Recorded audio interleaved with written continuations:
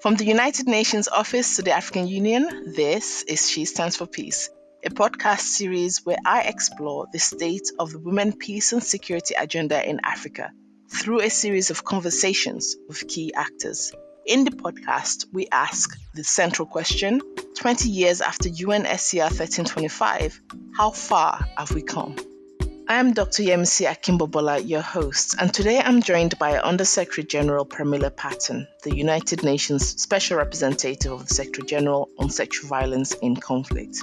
SRSG Patten is in New York, and we have a conversation about her work and reflections on the international community's work to address sexual and gender-based violence against women in conflict and post-conflict settings. Now, I must warn you, this conversation does contain graphic details of sexual violence and infant deaths during conflict. SRSG Patten, it's a pleasure to talk to you this morning. You've got a background in law and women's rights, and you were called to bar in England where you also practiced law before you returned to Mauritius. Tell us about those early years at the start of your journey in women's rights activism. Well, thank you for having me. And to your question about my career trajectory, I was in London and Cambridge, King's College. I was called to the bar in 1982 and a member of Gray's Inn. When I returned to Mauritius as a young lawyer, one thing that struck me was the fact that although we had a relatively good arsenal of laws to protect women, but many of these laws, I noticed, had been adopted shortly before the general elections in June 1982. And I realized that women in the country did not know their rights. I specialize in commercial law, so women's rights was really not at all what I saw myself engaging in. But things turned out the way they did. Until 1982, in fact, women in my country had a status akin to minors and handicapped people because Mauritius had been colonized by the French and then the British. So we had remnants of colonial rule. And as far as civil law is concerned, we were still stuck with the French civil code. So women could not have a bank account in their name or a passport without the permission of their husband. They could not administer their own property. And like I said, although the civil code was extensively amended, women still didn't know their rights. I didn't see women in court, and I could see that out of ignorance, if they do come, they were relinquishing their rights to custody of their children, to alimony, and I was really disturbed by the state of affairs. But I was young. I knew nothing about NGOs. And to be honest, there were not many in my country at the time. I come from a very small country. So I went up to the Minister of Women's Affairs and offered to launch a campaign of Know Your Rights for women. And I enlisted her support. And she was very excited that I would actually do this for her ministry. So that's how it all started. And it was really several years later that I actually formally registered an NGO called Women's Legal Action Watch. I started as a lawyer. For 2 years, I was a magistrate. And then I returned to the bar in private practice until I left Mauritius in 2017. That's when I gave up on my legal practice. And you were at the conference for the Convention on the Elimination of All Forms of Discrimination when the report on Mauritius was being examined for the first time. You made an intervention that led to constitutional change in Mauritius. Tell us about that moment and what happened. When I was in Mauritius, I was very involved with different organizations. For example, working very closely with WILDAF, Women in Law and Development in Africa. I was active with the African Center for Democracy and Human Rights Studies, regional human rights NGO based in Banjul, Gambia. I work closely with International Women's Rights Action Watch based in Minnesota. And that was an organization that was actually monitoring state compliance with the Convention on the Elimination of All Forms of Discrimination against Women. So in 1995, when the initial board of Mauritius was going to be examined, I went to New York to lobby CEDAW members to really appraise them on the situation of Mauritius when it comes to their implementation of the convention. the definition of discrimination in section 16.3 of the Constitution of Mauritius did not include the word sex or gender as prohibited grounds. So the question was raised by committee members, and a recommendation was made to the government of Mauritius to amend its constitution. So from New York, I had sent information to the local press about the concerns raised by the committee members, including the flawed definition of discrimination. And I was still in New York when the minister gave a press conference about the words of praise of the Committee for the Status of Women in Mauritius. And when she was confronted by the press, but what about the Constitution? She called me a liar. So I returned with the concluding observations in hand, and I requested the press to publish it in toto, which they did. So then on the 8th of March, during the commemoration of the International Women's Day, the Prime Minister apologized on behalf of the minister and announced that the constitution would be amended. So for me, that was a great victory. And all the work that I did led the government in 2002 to actually present my candidature for election on the CEDAW committee, and I was elected, and I ended up serving on the committee for 16 years. I resigned in 2017 when I was appointed by the Secretary General. I want to take us back to 1995. So you were at Beijing in 1995 for the fourth World Conference on Women, where Hillary Clinton famously declared human rights are women's rights and women's rights are human rights. And you were also at Dakar for the Regional Conference of Women, which came up with additional areas of concern around the girl child. So these were two very important platforms that took women's rights in the right direction. Tell us about your memories of these events and the impact that they've had subsequently. Well, in fact, I was working very, very closely with WILDAF in those days. And that's where it all started, where women really hijacked the Vienna World Conference on Human Rights. And the document that came out, what people retain is that women's rights are human rights and human rights are women's rights. And then Hillary Clinton picked it up. I was in Beijing, but also in Dakar for the prep conference where we had to come up with our regional document. And in fact, as Africa, we were working separately, the different regions, but we all came up with the same areas of concern, except for the girl child. That was input from Africa. So we had one extra area of concern. And then prior to Beijing, there was a group that was set up comprising of 5 experts from each continent that had been very active in the elaboration of their regional documents. So I was part of the 5 that were selected for Africa. So we made sure that the girl child was retained. And when we look at things today, we see how it's still very relevant that we address the rights of the girl child. Absolutely. And your office, the UN Special Representative on Sexual Violence in Conflict, was founded in 2009 under Resolution 1888 with Margot Wallström of Sweden as the first special representative. And then you became its third in 2017, like you said earlier on, taking over from Zainab Awa Bagura of Sierra Leone. What has that journey been like in taking over such an important role in addressing sexual violence in conflict? Well, for me, it was very important because when I was on the CEDAW committee, I have been really focusing on areas of women, peace, and security. And they were simply not reporting on measures taken to implement the women, peace, and security agenda. So when I was appointed in 2017, it was an opportunity for me to contribute in a way because sexual violence is, after all, a subject which is or has been one of history's greatest silence.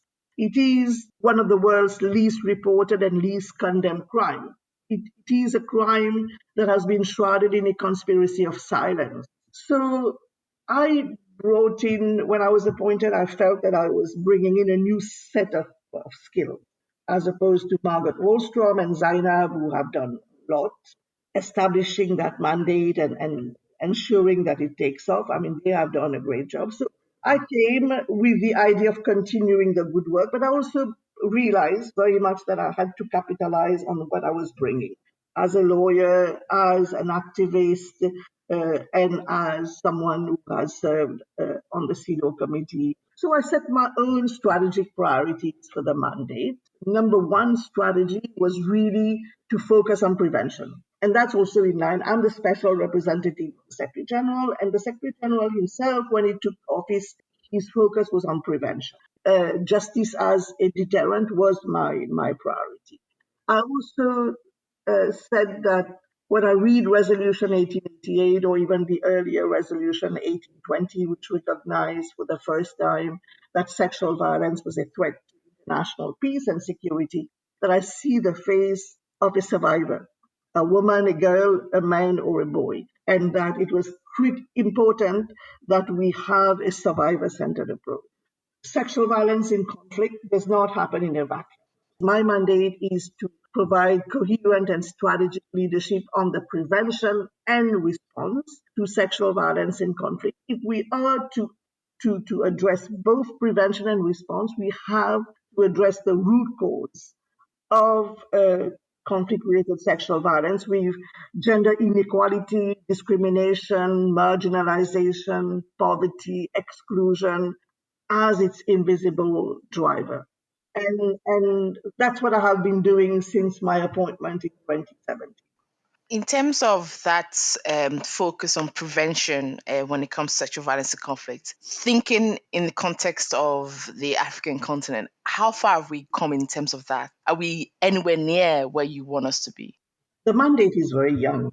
You know, the office was established in 2010.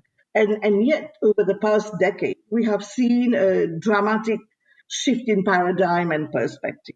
This has catalyzed real change in three critical respects. Firstly, in terms of the normative framework. Secondly, the institutional arrangements, and also the operational impact. If we look at the history of conflict, sexual violence has been used times immemorial, and yet it was treated as collateral damage. So today, that normative evolution is critical because it was Resolution 1820 in 2008 that actually elevated the issue of sexual violence as a tactic of war onto the agenda of the UN Security Council.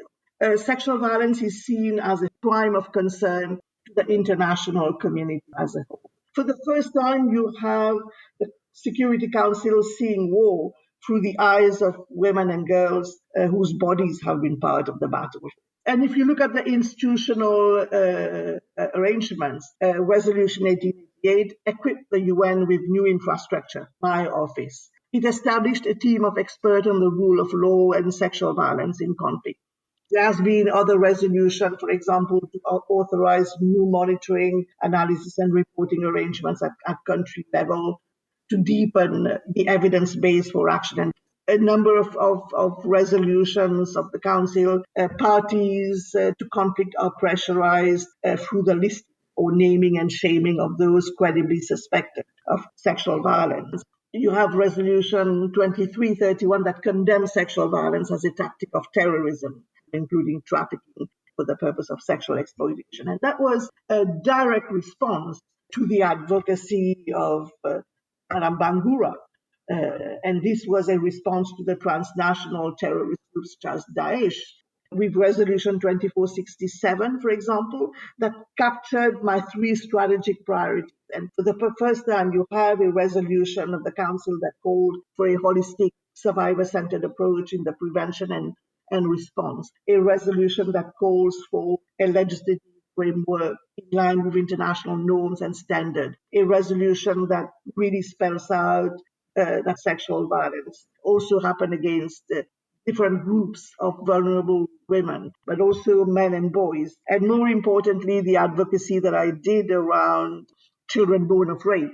That was as a result of my very first field mission, 2017, in Maiduguri, northeast Nigeria, where I had seen those young girls who had been released from the grips of Boko Haram with young babies on their laps and learning from them how they are stigmatized and called Boko Haram wives and their babies stigmatized and called children of the enemy.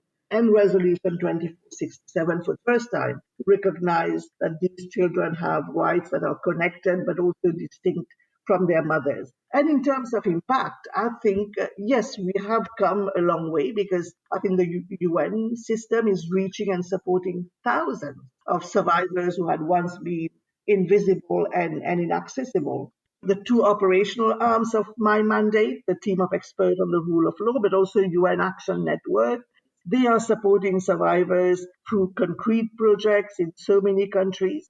You've shared a lot there. There's issues around the fact that you've been in the field and listened to survivors. You've talked about kind of the children of rape and their rights. I actually lived in Maiduguri for about 4 years around the time when Boko Haram was just starting up there. And I noticed how the environment changed at that very early stage. And it's so sad to see the trajectory has taken since then. But I want to take us back briefly to the year your office was formed. This was in 2009 and before you became special representative. But at the time, you were commissioner appointed to the International Commission of Inquiry into the Massacre in Guinea. So, speaking about you in the field, you're part of a three-person team that led the investigation on the violence that happened on the 28th of September 2009 in Conakry, where protesters were killed and raped. And out of that inquiry was a 60-page report, which confirmed, and I'll quote, 109 women were subjected to rape and sexual violence, including sexual mutilation and sexual slavery. So I want you to take us back to your work in the inquiry. I can imagine that there were many memorable moments and harrowing stories then. In fact, it was at the end of October 2009 that I was appointed. As you mentioned, that there was a massacre in a stadium in Guinea-Conakry where the Guinea's security forces had opened fire on tens of thousands of people, men, women, children who had peacefully gathered for a rally to oppose the then president, Dadis Camara's presidential run.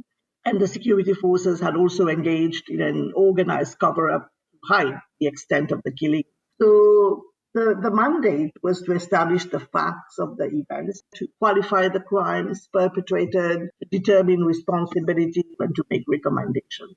And as you mentioned, we were able to confirm the identity of 156 persons who were killed. We were able to confirm that at least 109 women were subjected to rape, including sexual mutilation and sexual slavery. And of course, we also concluded that the number of victims of all these violations probably much, much higher, since it was clear that the Guinean authorities had deliberately embarked on destruction of the traces of violations committed with the aim of concealing the facts. And when I was in Guinea, I saw firsthand how this operation, which went on for weeks actually, had really created a climate of fear and insecurity among the population. And it was horrific to see how many had not even sought medical assistance or had managed to flee from the hospital with the help of medical doctors. So I saw young men and young women literally dying of their wounds. And what I saw and heard was terrible in terms of the brutality, because I even had to go to Dakar to meet with a significant number of victims of very, very brutal rape who had to flee for their own safety and security. It was like 110 political parties that had got together to rally. And members of their families, their wives, their daughters were all in the stadium. And to a significant extent, they were very much targeted. And even after the incident, they were still targeted. So they had to flee. I was in Guinea almost 2 months after the incident. And yet, many of these women and girls, you won't believe it, could not sit or stand. They were in so much acute pain. I mean, like most women and girls related how they were undressed by force in broad daylight with the use of knives and even scissors in some cases. Many women and girls were gang raped, often by different groups of soldiers. I mean, the older women were shot in their vagina. Many of these rapes were accompanied by penetration with objects such as bayonets, batons, clubs, pieces of metal, rifle barrels. We were told that several women died of their wounds. It was like the most horrible, horrible things that I heard. I mean, like I recall in Dakar, there were a few young women who were also pregnant. And of those that I met in Guinea, some had already tested positive of HIV. So it was the most brutal thing that I had seen in my life. But then, every field mission is as harrowing. Women and girls who had been abducted, forcibly married, and become pregnant as a result of rape. I mean, I can't recall how disturbed that I was to see hundreds of children on the laps of their very young mothers. That was what I was just thinking about, the impact that all of this, witnessing all of this, has on you personally. I was reading a press briefing that you gave when you visited Bangladesh and spoke of survivors of the 2016 Rohingya persecution. And you said the forms of sexual violence that we constantly heard about from survivors include gang rape by multiple soldiers, forced public nudity and humiliation, and sexual slavery in military captivity. One survivor was in captivity for 45 days. And the picture that you're painting now, in terms of what you observe in Guinea, in Dakar, is pretty much the same thing. So there's two questions here. First of all, what impact is there on you seeing all these things, hearing these stories? Surely it must have a kind of personal impact as well. Definitely. I mean, I have my fair share of sleepless nights. But at the same time, for me, I never shy away from my function. I realize how important it is for me to meet survivors. So I don't go on a field mission if there's no possibility of meeting survivors. In terms of the planning of the mission, I always make sure that arrangements are made to go and reach out because they are my moral compass. I'll also meet with civil society organizations, religious leaders, in addition to the authorities. It's very tough on me, but at the same time, I think of them, I think of their resilience, and I say to myself, I have to move on. When I came back from Cox's Bazar, for example, I mean, I had taken a suitcase full of cotton outfits to wear because it was summer, and I came back. I sent those outfits to be dry cleaned, and then I could not. I have never worn them again. I mean, like I have hugged so many women and girls. They have cried so much on me. And they remind me so much of the pain of these women and girls that I've put them on one side. I don't want to give them away yet or to throw them away because I open my wardrobe, I see these outfits, and they remind me of these women out there. It's never enough. Whatever work I'm doing, it must have an impact, an improvement in their day to day life. I'll just give you one example. The women were asking for sewing machine. And because I have never maybe sat at a sewing machine and I could not identify myself with a sewing machine, but then we did provide them with sewing machine. And the second time that I went and I saw those who were doing embroidery at their machine, I mean it was a therapy on its own, in addition to selling their products. And all these are eye openers. And that's why, for me, I keep saying that my moral compass is the survivor. You learn so much from them. I always ask survivors, what could have been done to prevent what happened to you? And the survivors will tell me, well, if my kids were at school, they would not have been raped while I was collecting water in the forest. Or if there were water points in the village, I wouldn't have to walk such long distance to collect water and to be raped on the way. Japan provided stoves, but the stoves were given to older people and women with disabilities, and we did not receive any stove, and we still walk and we are getting raped. So, I mean, like you really have to understand, to listen to them in shaping solution, in really responding to their needs, to their aspirations, to their wishes. But as you mentioned, the horrors of what I saw in Cox's Bazar, in the different camps. I went there 3 times and there was never enough preparation because the accounts were harrowing beyond comprehension. I recall at one point I asked the interpreter, do you know about the word rape? And she says, yes. And I said, but why are you telling me gang rape all the time? And she turned around to me and she said, how do you want me to translate it if they're saying that they were raped by 10 soldiers at a time? Some women were holding on to their babies like I was like feeling uncomfortable, and I was saying, "Are you sure you're okay with the little baby?" And then the others said, these few women with babies, they feel that they are very lucky to have their babies because the majority of them had their babies thrown in the fire, and they related how even before the mass exodus, that Tatmadaw, they would have to sleep with their doors open because at any time of the night, Tatmadaw would actually walk into their house, and if there is a baby, they would actually take the baby and drown the baby in the village well. I mean, they were horror stories. And the worst part is that while I'm still haunted, I mean, as you raised this question, I'm still haunted by these accounts. What is frustrating is that while Bangladesh and international donors have promptly provided desperately needed funds and services to assist its Rohingya refugees, there has been no justice and accountability for all these senior military officials responsible for the worst abuse. And today they are in power. That was going to be my question about, the recourse to justice in Guinea, in all the places you've talked about, the extent to which these perpetrators do get arrested or charged, or, the criminal justice system working in favor of the women. Justice remains the rare exception and impunity the rule. If I were to give you Guinea as an example, over a decade has passed since the stadium massacre. But for those who lost their sons, daughters, fathers, or mothers were victims, the horror of that day remains forever engraved in their memory. And victims and families of victims are still waiting for justice.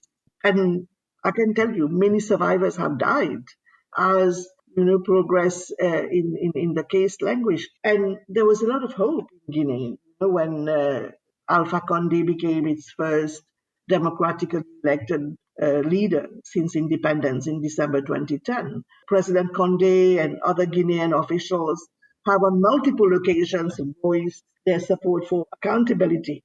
And yet, official rhetoric has not translated into action. And the Guinea's government has, up to now, not taken meaningful steps to support justice for victims of the massacre. So this is ongoing work, and the same. I mean, I also signed a framework of cooperation, a joint communique with the government of Myanmar, but the implementation has been very, very difficult, and now it's even harder, because now communication has really broken down because there's no civil government. So for the Rohingya to have justice, it's going to take time. But I must say, in DRC, I'm quite encouraged because we have seen the trial and conviction of some landmark cases. I mean, like Warlord, like Sheka, for example, Leonso, they have all been prosecuted. Although DRC remains the country where we see a lot of sexual violence. But I must say, in terms of justice and accountability, I see progress in DRC. I'm also seeing some breakthrough in South Sudan, where with mobile courts, a number of members of the armed forces have been prosecuted and convicted. But if you look at, for example, ISIS in Iraq, I mean, like they are being prosecuted for under terrorist charges, but they are not being prosecuted for sexual violence offenses. So for these women, they feel that there's no justice for them. I mean, like what these women have endured. I have never seen survivors of sexual violence in that state. I mean, like I met a group who had been released very recently from ISIS captivity. And believe me, they were sitting in front of me like living corpse. They were completely blank. And at the time that I was with them, they were still traumatized beyond. I mean, I have no words to describe that kind of trauma. And currently, we're hearing similar horrific stories of sexual violence coming out of Tigray in Ethiopia. Just a couple of weeks ago, the former Prime Minister of New Zealand, Helen Clark, shared a tweet where she basically said, that UNSCR 1325 is being described as ineffective at protecting women in war zones. And she called on the Security Council to pass a resolution based on calling out horrific sexual violence crimes in the Tigray conflict. What's your take on that? Well, my office very promptly, because I had following the situation in Tigray since November. Currently, where we stand is that the Minister of Women's Affairs has expressed interest to sign a framework of cooperation with my office to work on the prevention and response. I must say, in all fairness, that they're not in denial.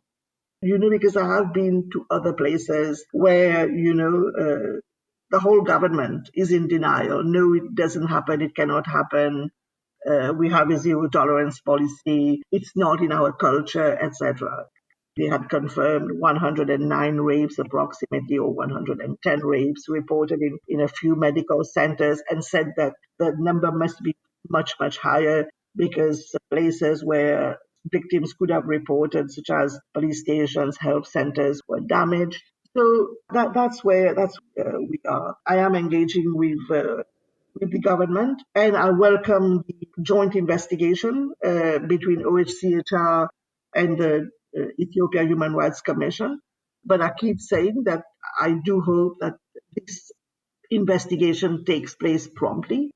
Because for me, time is of the essence. Because, before the evidence trail gets cold or disappears, because I know what happens. So that's why I'm impressing that time is of the essence, and that it is critical that OHCHR and that will be conducting the investigation jointly with the Ethiopia Human Rights Commission, really have unimpeded, unlimited access to the Tigray, to the whole of the Tigray region. So I think we all have to stay mobilized and to follow the situation, but also to really identify priority areas where support is needed for the prevention and response, very immediate steps that need to be taken, but also medium and long term to ensure justice and accountability.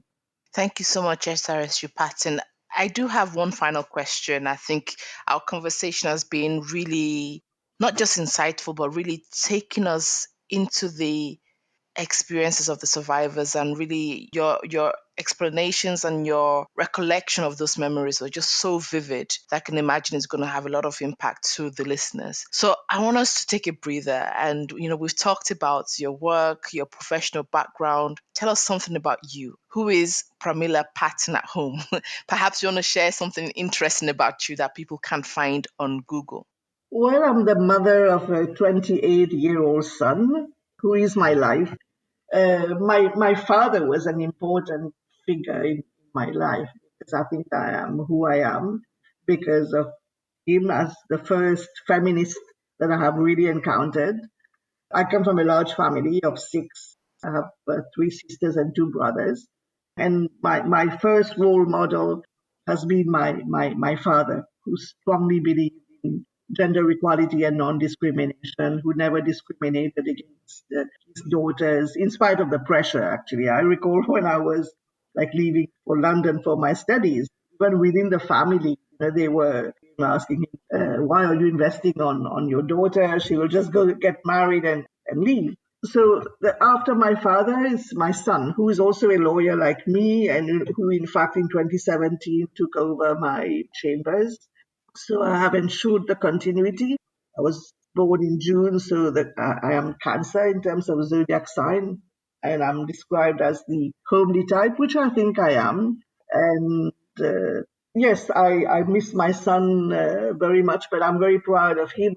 Uh, yes, I am, I think, a great mother, and I'm very close also to my siblings who are back home, whom I miss very much, and I can't wait to go back home. Oh. Thank you so much, SRSG Patten. It's been such an absolute honor and pleasure to speak with you today, to hear your stories and to hear how truly involved you are in addressing sexual violence in conflict. You're not just behind the table, you're not just in New York. Your experiences are in the field with the survivors. And thank you so much for sharing your story. Thank you. You have been listening to She Stands for Peace, the podcast series that explores the state of the women, peace, and security agenda in Africa, asking the central question 20 years after UNSCR 1325, how far have we come? I'm Dr. Yemisi Akinbobola, your host, and this podcast was produced by the United Nations Office to the African Union with the generous support of the Norwegian Ministry of Foreign Affairs.